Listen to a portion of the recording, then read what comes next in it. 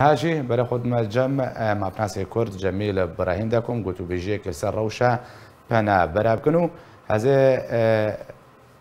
مجارج بريارة سروك بيلاروسيا دست بكم مع مستا جميل برياوي جدا متباش به دما كود بيجي كاروري كرن لسر بقراندنا وان بنابران بولاتين وان هذا بحثا بنابرن روش آبای کردستان ای سوریه بگشتی بکم بلاروسیا به وی پنگاوه چجوره یاسای که بن پیت که در حق وان بنابرنده چجوره بریارک ده جیانا و حتی چراده که تکی مطرسیه ده بله وراوجی باش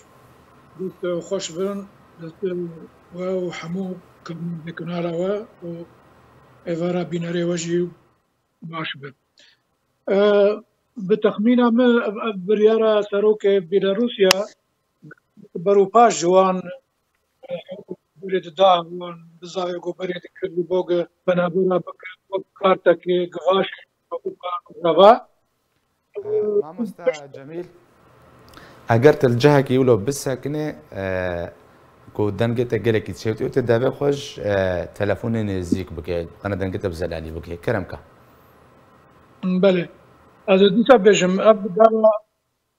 افغاوا کو سروک بيلاروسيا آویتی بریارا و گراندنا وان پنابرا پشتی گودیت او کارتا گود خواست بکار بینه و گواشا که سر اوروپا روجاوا ایدینما مولو خوشکایی بدسوید که اف بریارستند اف بریار جی آلی که ده باشه جبو پنابر باشور کردستانه ده وگرن ولات خو جوی روشه يعني خلاص بن رزقار بن جالك دي جبو پنابر روجاوا بلكي نه قاس باش بيش برغو پنابر روجاوا يفقرن كويدري يعني او جهه جوان بحوينه وجيانك خوش وارام جوار پیدا بك بلكي ولو خوش دتوانا كبه جاكا او پنابر روجاوا شكو هاتنج باشوری کردستانی هاتنج روجاوا کردستانی هاتنج شكو هاتنه ويفقرن كويدري مرو نزانه بله باشا ماموستا جميل نبس روجاوا كردستاني اي سوريا جي كلك جواناكي نبس روجاوا كردستاني اي سوريا يعني حتى شرا ديك بده بيلاروسيا جانوات كي مطرسيه ده افيوك ياديجي بفي بريار بيلاروسيا ياسا الغور ياسا بريار ديان ياسا نار دولتي بن بيتكي بيغمان بريار كولو جبو پنابر روجاوا كردستاني وجبو پنابر سوريا جي بريارك يعني زرارمند وتعدي بجينوان اف خلكي جو انا بنابرن سر سينوري بيلاروسيا وبولندا وسوريا هاتن تشجر روجافا تش هندري سوريا هاتبن فقراوان قالك ما ترسيدارج بوان وبتايبتي اي سوريا يعني اي فقرن مثلا شام حلب حمص وان باجاري هندري سوريا جوان بيتر ما ترسيدارت بيغمان جبو پنابر روجاوا جي روجاوا كردستان جي ترس هيتي ده وكم بقول كاي فقرن كويدري يعني شكو هاتنا حتى فقرن كويدري او جي برسي باشا اما مستجمل دماكو تدسبيكا قلت ناخذ تاغو كو بيلاروسيا تخص دوسيا پنابران بجن استغلال بكي وكو فشارك السريكتيا اوروبا بكاربين يعني ولا همبردا امريكا بشيكو بيلاروسيا وروسيا برسند بر روش كريزن بنابرن اسيمايدا عندما ولاتن لسر استا بلند كدوز الهيزن دنيانا يك جو روسيا يك جو امريكا لهمبرتو متن ارستيت كي بنابر ور استغلال كرن حتى شرادك شروفا دسبيك جرا وجروي السياسي با چجوره تعامل الگر بنابر تكر بيغمان اف بريارا يعني هالوسطى بيلاروسيا وروسيا جي بيشتاوي دغري يعني ما في مروفا بيشلدك وبنبيدك ما في مروفا انسان جهوان نقوش بنعبر سوريا هاتنا جافا كردستاني هاتنا دخوازن هرنجيكي ارام وجيانك خوشتر جيانك ارام بتعدى بجهتي ولو ببينن جالي ما في مروفا بمبيكرنه جالي سياسي تجي هەر کەس زانێت و ئەوروپا ڕۆژاوای ئەوروپا gelek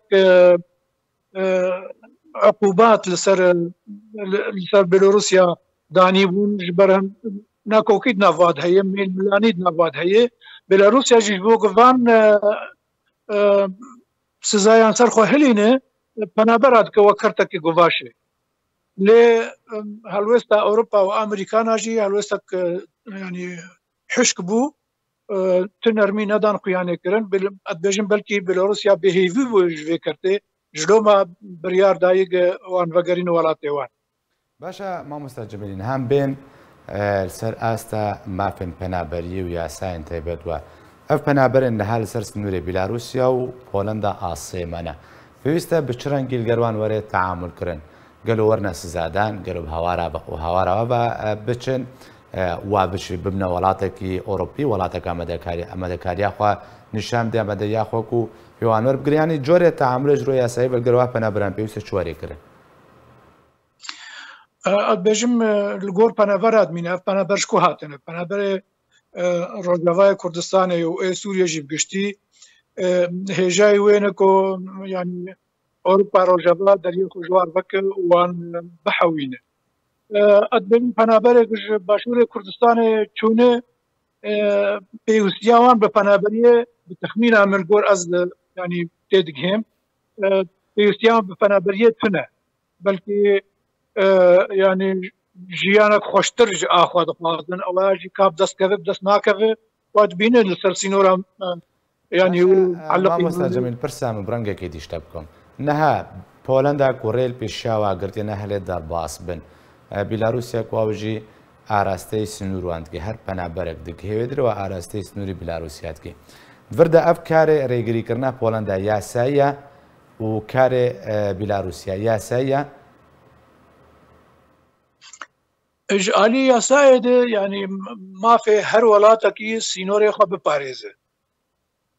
lê yanî gelek cudabûn navbêna kiryarê Bîlarûsya û ê Polanda de heye Polanda sînorê xwe diparêze digire nahê li xelk bi awakîne yasayî bên derbasî welatê wê bin belkî ji mafê wê be eger em yanî va penaberê rewşa wan xerab li welatê wan bidin alîkî jê ji mafê wê sînorê xwe parêze lê gelo heta çira daye ji mafê Bêlorusyayê ge xelkê penaber û ama bişîne ser sînorê Polanda ji bo givaşekê ser Polanda li ser Ewropa Rojava bike ji bo hin milmilanê navban de yanî gelek cudayî helwêsta Polanda û a Bêlarûsya gelek ji hev cudayî a Bêlarûsya helwêstek xerab e lîskek ne baş dike bi ruhê xelkê ticaretê dike ji bo hineke berjewendiyê xwe pêk bînin باشە مامۆستا جەمیل گەمەکردن یاری پێکردن دەماکو تەنها ji گۆڕهەیە خەلکێ ji بۆی بەرژەوەندیی خۆت کێ مەترسیەدا دەماکو Bîlarûsya vî karê hatike çi cۆرە tawanek nabilê têkire bêguman li gor yasayê navdewletî tawanekî xerab e û belkî bê dadgehkirin jî Bîlarûsya yan jî li wek godoh pêr li encumena ewlekarî a navnetewî civînek taybet ji bo vê meselê ji bo vê mijarê hatkirin karin Bêlarûsya siza bidin yani sizayê sidik û giran jî bi ser wê bisepînin ev tiştekî xerab e di nav yanî peywendiyê dewleta de di nav yasayê navnetewî de tiştekî xerab e gerek bê sizadan Bêlarûsya gelek spas ji bo mavnasê Kurd Cemîl İbrahîm ku tu mirabûyî gelek spas